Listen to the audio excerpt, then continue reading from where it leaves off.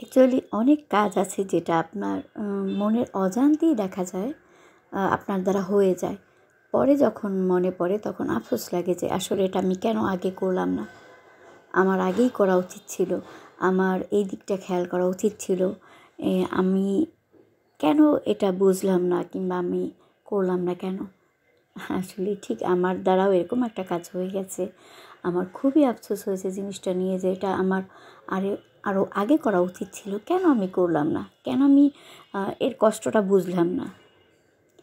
আসসালামু আলাইকুম, কেমন আছেন আপনারা সবাই? তো সকালবেলা উঠে একটু ছাদে ঘুরে আসলাম। তারপর সকালের নাস্তা রেডি করতে চলে আসলাম অ্যাজ ইউজুয়াল।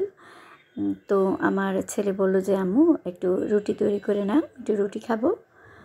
তো আমি এখানে ছেলের জন্য আর আমাদের জন্য রুটি ভাজতে নিয়ে নিলাম। তো আমার ছেলে বলল যে আমি দুধ দিয়েই খাবো, আর আমি আমাদের জন্য একটু আলু ভাজি করে নিয়েছিলাম। তো যে কথা প্রথম আমি বলেছিলাম যে আপনার দ্বারা এমন কিছু কাজ হয় যেটা আপনার পরে আফসোস লাগে, অ্যাকচুয়ালি এটা আমার করা উচিত ছিল। ঠিক সেরকমই একটা অবস্থা। প্রত্যেক দিন আমার বাসায় একজনে দুধ দিয়ে যায়, একটা লোক, একটা মুরব্বি। প্রত্যেক রোজ সকালে দেখা যায় 8টা কিংবা 9টার মধ্যে এসে সে আমাদের জন্য দুধ দিয়ে যায়। আমরা রেগুলার দুধ রাখি, সেটাই। তো যখন প্রচণ্ড গরম ছিল সে তো রেগুলার আসতো, চলে যেত। দেখা যায় যে মাঝে মাঝে খালা দুধ রাখতো, কিংবা যখন খালা সামনে না থাকতো নিয়ে আসতো, আমি রাখতাম, সে দিত। আমাদের গেট একটা বাইরে একটা ক্লবসিক্যাল গেট আছে, সেটা আটকা থাকতো, সেখান থেকে সে দুধ এসে দিয়ে চলে যেত। নর্মালি ইউজুয়াল যেরকম হয় রেগুলার। তো এর মধ্যে কয়েকদিন আগের কথা, যখন প্রচুর গরম পড়লো, তো যে কোনো কারণে হয়তো তার কোনো প্রবলেম ছিল কিংবা যে কোনো কারণেই সে সকাল 8টার দিকে দুধ দিতে আসে, সেটার দিতে আসতে পারলো না। তো সে যখন সকাল 8টার দিকে দুধ দিতে আসতে পারলো না, তখন সে প্রায় দুপুর 1:30টা বাজে, তখন আমার বাসায় দুধ নিয়ে আসলো। তো নর্মালি যেমন খালা দুধ নিতে চায়, ঠিক সে দুধ নিতে গেল। হয়তো আমার বাচ্চারা কেউ নিচে গেছে কিংবা আমার হাজব্যান্ড নিচে গেছে, এই কারণে আমাদের গেটটা খোলা ছিল। তো সে মুরব্বি কী করলো, আমার খালা দুধের বোতলটা হাত থেকে নিয়ে বাসায় চলে আসলো। দুধ বোতলটা চেঞ্জ করে একটা অন্য বোতল দিয়ে দেবে তাকে জন্য। এরপর যখন আমি খালাকে বললাম যে খালা কে আসছে, তো সে বলল যে দুধ নিয়ে আসছে, সে সকালে তো আজকে আসতে পারেনি, তো এখন সে চলে আসছে। তো আমি সামনে গেলাম। এখন আমি যে গিয়ে দেখলাম সেই জিনিসটার জন্য আমি টোটালি প্রস্তুত ছিলাম না।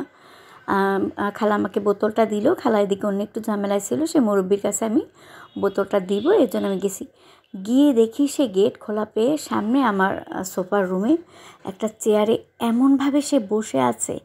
সে 1:30টা বাজে, প্রচণ্ড গরম। আমাদের এখানে যখন টেম্পারেচার প্রায় 40-41 ঠিক তখনই প্রচণ্ড গরম। এমনি তো নর্মালি দেখা যায় সে সকালে আসে, কখনোভাবে বাসার ভিতরে আসে না, ঢোকে না। নর্মালি বাহির থেকে লোক আসে, সে বাহির থেকে এভাবে চলে যায়।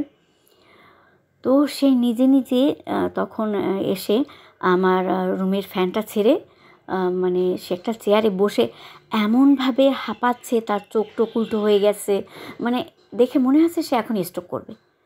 আমি দেখেই তাকে যে খুবই বয়স্ক চাচা, আমি বলি চাচা কী অবস্থা আপনার, এরকম অবস্থা কেন? সে কোনো কথার আমার রিপ্লাই দিতে পারতেছে না, সে এতটা মানে গরমে সে দুধ মাথায় করে নিয়ে পুরো দিন হাঁটে। তো আপনি বুঝেন কতটা তার সেই গরমে কতটা কষ্ট হয়েছে। তো সে দেখলাম সামনের রুমে খুবই খারাপ অবস্থা তার। আমি কি করলাম, তাড়াতাড়ি আমি কোনো কথা না বলে আমি ভেতরে চলে আসলাম। খালাকে বললাম যে তাড়াতাড়ি তুমি একটু ঠান্ডা পানি দিয়ে জুস গলে দাও। তো আমার ম্যাঙ্গো জুস ছিল বাসায়, ম্যাঙ্গো ট্যাং। তো সে খালা তাড়াতাড়ি বড় এক গ্লাস বলতে কোকাকোলার ইদানিং যে বড় প্লাস্টিকের এক গ্লাস পাওয়া যায় বড়, সেরকম এক গ্লাস ঠান্ডা পানি থেকে ম্যাঙ্গো ট্যাং গুলে দিল।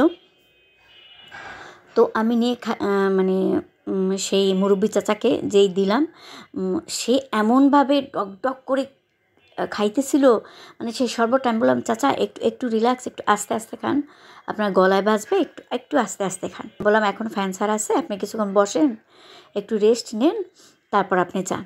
সে মানে চাচা সেখানে প্রায় 10 মিনিট ধরে ফ্যানের নিচে বসে যে একটু শান্ত হলো। এরপর আমাকে বলল, মা অনেক তোমাকে ধন্যবাদ, আমি মানে খুবই খারাপ অবস্থা হয়েছিল আমার। আমি বলি, জি চাচা, আমি তো দেখতে পেলাম, মানে খুবই খারাপ অবস্থা, এই প্রচণ্ড গরমে সারা দিন রোদে, মানে দুধ মাথায় নিয়ে। তারপর তো আমি জিজ্ঞেস করলাম, চাচা আপনার ছাতি নেই? সে বলে যে না, আমার ছাতি নেই। খুবই খারাপ লাগলো আমার। এরপর সে চলে গেল। তখন আমার একটা জিনিস এত খারাপ লাগলো যে চাচা এতদিন আমার বাসায় দুধ দেয়, প্রায় 1.5 থেকে 2 মাস হবে, কেন আমি তাকে মাঝে মাঝে বসিয়ে কিছু খেতে দিই না, কিংবা কেন তাকে দেখি নাই। অ্যাকচুয়ালি এটা আমারও হয়তো ফল্ট না, যেহেতু সে সকাল 8টা 9টায় আসে, নর্মালি তখন ওয়েদার ভালো থাকে, সেভাবে আসে, সেভাবে চলে যায়। আজকে সে 2টা বাজে এসছে, এর জন্য সেই ক্লান্তি, তার কষ্ট, তার সব কিছু আমার চোখে বেজেছে, যেটা আমার কাছে খুব খারাপ লাগলো। তো এরপর থেকে দেখা যায় চাচা যখনই দুধ দিতে আসে না কেন, আমার ঘরে যাই থাকে, ফল যেটা ওটা থাকলো, জুস, সবসময় খালাকে বলি, খালা তুমি থাকলে দিবা, না আমি দেখলে দিব, সবসময় যাই পারো কেন চাচাকে একটু দিবে। তো এরপর চাচা একদিন আমাকে ডেকে বলল, মা অনেক ধন্যবাদ, আমি তো অনেক বাসায় যাই, এভাবে কেউ কিছু বসিয়ে আমাকে খাওয়ায় না। তো আমি তখন চাচাকে বললাম যে চাচা, এটা হয়তো আমার আরও আগেই আপনাকে করা উচিত ছিল।